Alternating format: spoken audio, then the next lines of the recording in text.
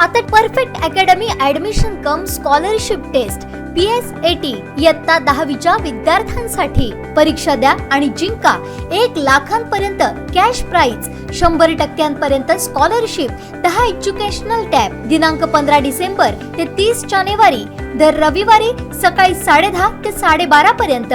Perfect academy, तळमजला यशोधरा, कुडाळ. कुडाळ नगरपंचायतीचं बिगुल वाजलंय. यात भाजपकडे असलेली नगरपंचायत शिवसेना आघाडी पक्षांच्या ताब्यात घेण्यासाठी आमदार वैभव नाईक मैदानात उतरले आहेत. यासाठी कुडाळमध्ये ते सध्या ठाण मांडून असून दिवसभर वेगवेगळ्या प्रभागांमध्ये जातीनिशी फिरताना पाहायला मिळत आहेत. यासाठी स्वतःचा बडेजावपणा बाजूला ठेवून ते कार्यकर्त्यांच्या दुचाकीवरून फिरताना दिसत आहेत. ही दुचाकी सवारी सध्या कुडाळ शहरात चर्चेचा विषय ठरत आहे. पाहूयात.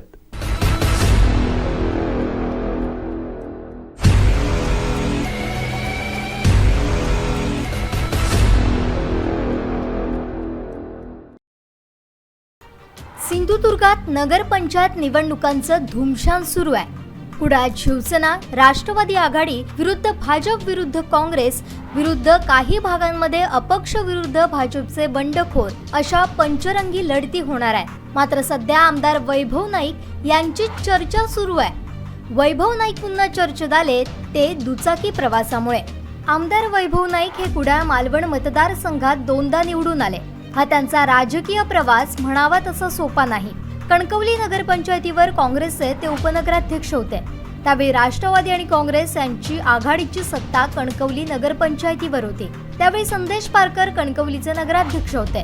पण नारायण राणे यांनी शिवसेनेतून काँग्रेसमध्ये प्रवेश केला आणि राणेंसोबत आपल्याला काम करायला काँग्रेसमध्ये जमणार नाही अशी भूमिका घेत आमदार वैभव नाईक यांनी काँग्रेस सोडली आणि मातोश्रीवर जाऊन थेट शिवसेनेत प्रवेश केला. यावेळी जिजू उपरकर हे शिवसेनेचे जिल्हा प्रमुख होते. कालांतरानं उपरकर यांनी शिवसेना सोडली आणि मनसेमध्ये प्रवेश केला. यानंतर वैभव नाईक यांच्याकडे सिंधुदुर्ग जिल्ह्याचं जिल्हा प्रमुख पद देण्यात आलं. 2009च्या विधानसभा निवडणुकीत वैभव नाईक यांना कुडाळ मालवणची उमेदवारी शिवसेनेनं दिली. मात्र नारायण राणे यांनी त्यांचा 25,000 मतांनी पराभव केला. यानंतर 2014च्या निवडणुकीत वैभव नाईक जायंट किलर ठरले आणि त्यांनी राणे यांचा तब्बल 10,000 मतांनी पराभव केला. नारायण राणे यांसारख्या मातब्बर उमेदवाराचा पराभव केल्यानं वैभव नाईक हे नाव अवघ्या महाराष्ट्रात गेलं.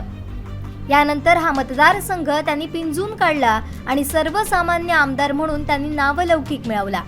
यानंतर 2019 मध्ये राणे यांचे खंदे समर्थक रणजित देसाई यांचा तब्बल 15,000 मतांनी पराभव केला. तौक्ते वादळात वैभव नाईक यांनी जनतेच्या घरोघरी जात प्रश्न सोडवण्याचे प्रयत्न केले.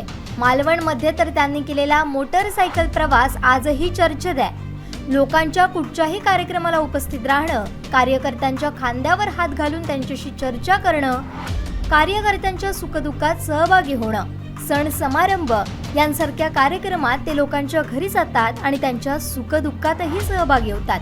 यामुळे आमचं वैभव म्हणून ते परिचित आहे. आपलं काम आणि कार्य जनतेपर्यंत पोहोचवण्यासाठी वैभव नाईक यांची मोटरसायकल सवारी सध्या कुडाळमध्ये चर्चेचा विषय ठरली आहे. उमेदवारी अर्ज दाखल करण्याच्या दिवशी वैभव नाईक स्वतः दुचाकीवरून कुडाळ शहरात फेरफटका मारताना पाहायला मिळत होते. बडेजाव विसरून सर्वसामान्य जनतेशी नाळ जोडणाऱ्या आमदाराला जनता कशी स्वीकारते आणि शिवसेनेचा भगवा झेंडा कुडाळ नगरपंचायतीवर फडकतो का, यात वैभव नाईक यांना यश येतं का हे पाहणं उत्सुक्याचं ठरणार आहे. मात्र वैभव नाईक यांनी मोठेपणा बाजूला ठेवून कुडाळ शहरातील सध्या सुरू केलेली मोटरसायकल सवारी एक चर्चेचा विषय ठरली असून आमचं वैभव खरोच साधो हा अशी चर्चा कुडाळ शहरातील सर्वसामान्य नागरिक आणि लोकांच्या तोंडी पाहायला मिळते. भरत केसरकर, सिंधुदुर्ग लाईव्ह, कुडाळ. पहिला अपडेट आणि पहिल्या बातमीसाठी सबस्क्राइब करा कोकणचं नंबर 1 महा चॅनल सिंधुदुर्ग लाईव्ह. लाईक करा, शेअर करा आणि हो, बेल आयकॉनला क्लिक करायला विसरू नका.